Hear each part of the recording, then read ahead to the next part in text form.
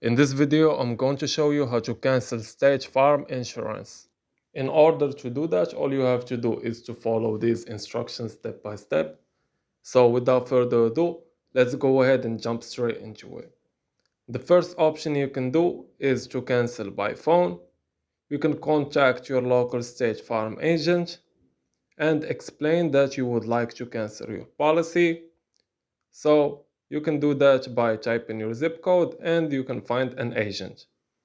The other option is you can cancel by mail.